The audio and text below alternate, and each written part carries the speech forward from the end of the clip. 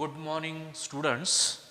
Today we are going to study in detail the literary terms. Before this unit third, we have studied in detail the Aristotle's views on tragedy, unit 1, then Sir Philip Sidney's views on classicism, unit 2, and now today we are going to study the literary terms. We have 10 literary terms in number for our study, and you will be asked near about 6 to 8 literary terms in the exam, and out of these 6 or 8 you have to attempt only 4, and each literary term is for 4 marks. So, this unit third will be for 16 mark, and the first and second unit is for 17 and 17 mark each. Unit first for 17 mark, unit second for 17 marks, and unit third is for 16 marks. So, this way you have to attempt only 4 out of 6 or 8, or how much they asked in the exam, but you have to attempt only 4. And the first one we are going to study today, that is the allegory. Dear students, when you study literature, you have came across the literary genres like prose, poetry, fiction, play, that is related to literature. Then you have also heard about the criticism which we have studied, literary criticism which we have discussed in unit 1 and 2, and now beside this literature, beside this literary criticism, beside the language, that is the different part, then literature and criticism, then we are going to study now, that is the literary terms, means the word which have more meaning, which have detailed information in literature, because one word also in literature stand as a term and it denotes some detailed information. So, literary terms are the part of literature, and they mostly appear in poetries, then little bit in plays, and less in novel and prose. Because when you discuss the allegory, bathos, caricature, genre, imagery, flat and round character, and so on, all these highlights about the literary information. So, the first one is we are going to study today in lecture number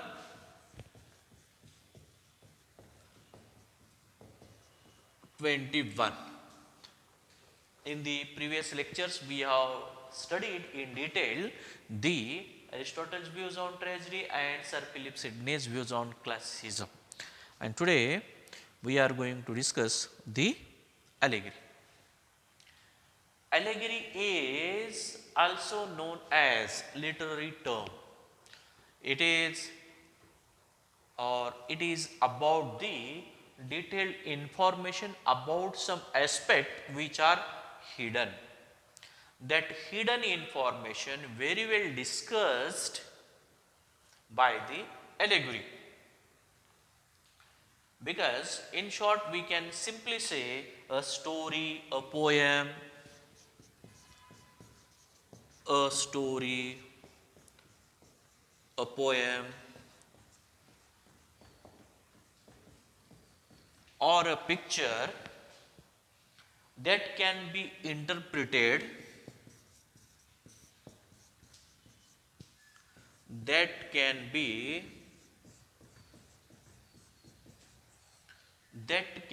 interpreted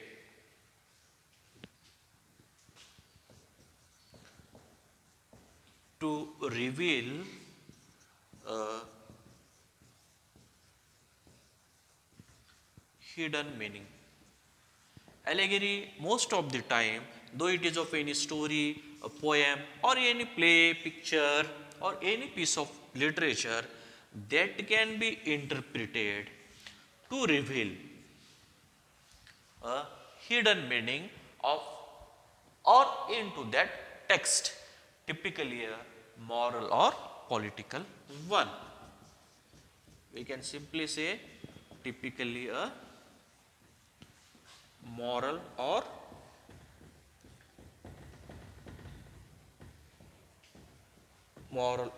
political one.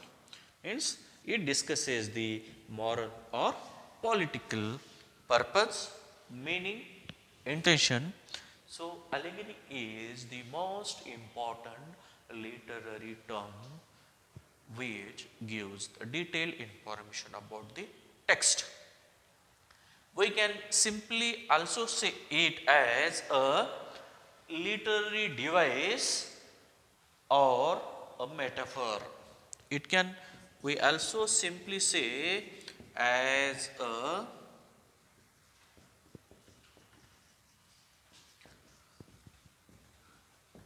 literary device. Means that device means that is particular part which gives information. We can also call it as metaphor.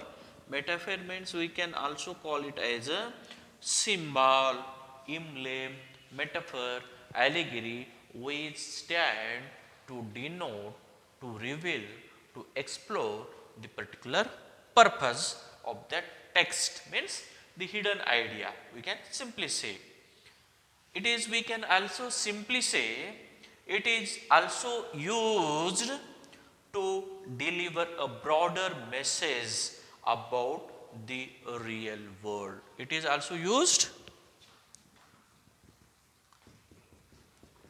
it is, we can simply say, also used to reveal broader message. We can simply say broader message, purpose, intention, and so on of the world issues and occurrences. We can also simply say that allegory has occurred widely throughout history in all forms of art. Means it is also occurred throughout history in all forms of art, largely because it can readily illustrate or convey complex ideas. Means it is used to reveal broader messages, and we also can say and complex ideas. That is also the important one.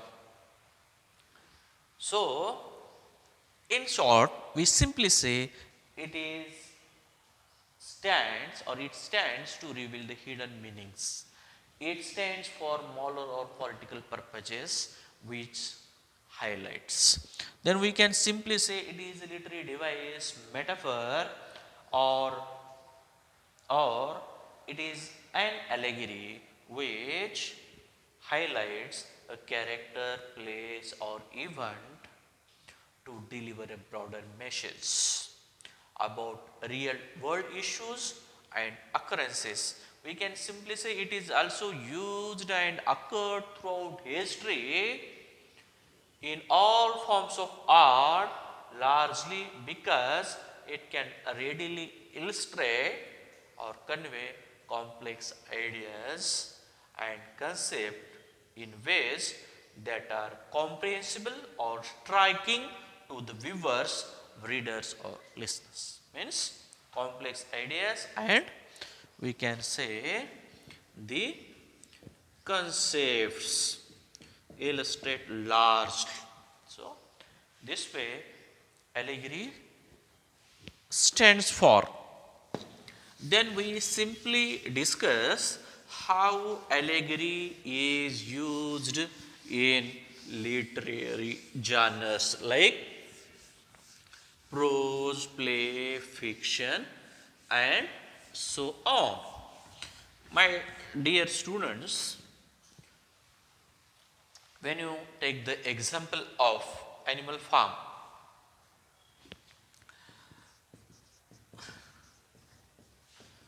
Animal Farm by George Orwell. This is one play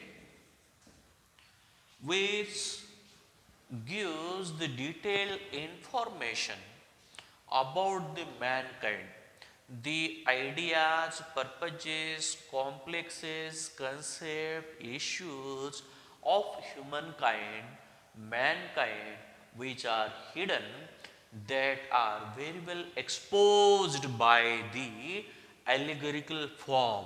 Means the real things remains aside and allegory just highlight the information about those people and those things which are mostly hidden. In short, allegory means रूपक. एखाद्या वस्तूला, प्राण्याला, माणसाला ते directly न संबोधता वेगवेगळे रूपक योजून त्यांच्या भावना व्यक्त केल्या जातात. For example, in Animal Farm, we have seen that how George Orwell discusses the Russian Revolution, Russian Tsar Nicholas II, and the incident of World War I through the example of animal. Through the examples of pigs, animals, George Orwell highlights the human natures, their corrupt mentality, their evil, their greed, their revolution, violent nature, and so on. So, these pigs are the allegorical forms. Through the pigs, man's hidden issues, complexes, concept are very well expressed. Means these animals in general and pigs in particular are the allegories, rupak. So, this Animal Farm by George Orwell is an allegory that uses animals on a farm to describe the overthrow of the Russian Tsar Nicholas II. One. Secondly,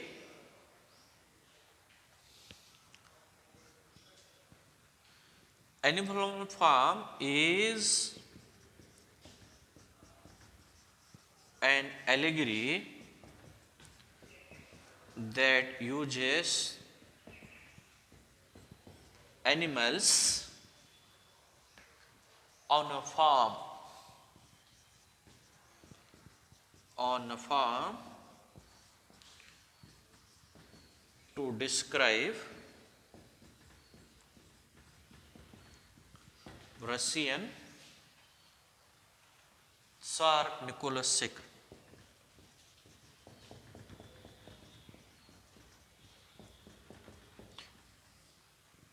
Means what he is, how he behaves, how he rules, what are or what is or how is his nature, that is very well discussed by the animals in general and pigs in particular in the farms. So, we simply came to know that The allegories are such type of things, metaphors, literary device that clearly highlights the nature of mankind in general, and here these animal farm highlight the nature of Russian Tsar Nicholas II and the communist revolution to Russia before World War I. And also it describes and communist revolution in Russia before World War First or First World War. So these are such allegories are used to represent the human natures, and here the actions of the animals in the farm, here through allegories, the actions of the animals on the farm, the actions of the animals on the farm are used to expose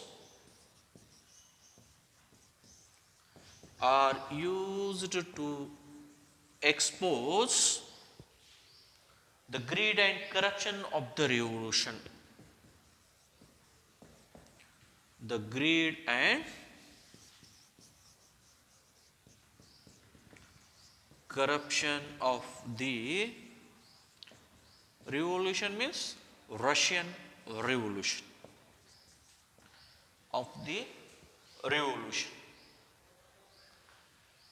And here also we simply through this allegory, through the animals, through the pigs, the writer and dramatist, social reformer George Orwell also expresses beside this the exposure of greed and corruption of the Russian Revolution, and also it describes how the powerful people can change the ideology of a society through their politics, through their idea, through their issues. Means it also describes the mentality, ideology of the powerful people and how they can bring the change in the society through the influence of their thoughts, ideology, philosophy and so on. And here the famous important line which rests behind in this animal form, which is an allegory, and in that the famous quote line is that all animals, means how these powerful people change. All animals are equal, but a few are more equal than others. But a few are more equal than others. Means such type of philosophy the powerful people puts rest behind, and they change the mind of the people, and people also behave like that. So the animals on the farm represents the different sections of the Russian society after the revolution. So here after this example of allegory, we will just highlight little bit on the other allegory, on the other allegory maybe we have the example of Fairy Queen by Edmund Spenser. We have the example of Battle of the Books by Jonathan Swift. And there are very, and we can simply say many writers also use these allegories to represent, to denote the unique idea through their text, through their poem, prose, novel and drama. And it also clear that many writers also use this allegorical form also to expose the nature's mentality. We can simply say the greedy nature, corrupt mentality and the political powerful thoughts which they change the attitude of the people, mentality of the people for their selfish purposes. So, my dear students, with this brief information about allegory, I stop here. Tomorrow we will discuss the allegory in the lecture 22. The remaining part we will discuss tomorrow. Just you go through this, you will find the information regarding this, related to this allegories, literary terms into the book entitled M.H. Abrams Glossary of Literary. This is also one of the important book which highlights almost all the literary allegories devices in detail. Also beside this, if you want any information regarding these literary terms, you can also go to Google. We will also find much more information about this. So I stop here. Thank you very much.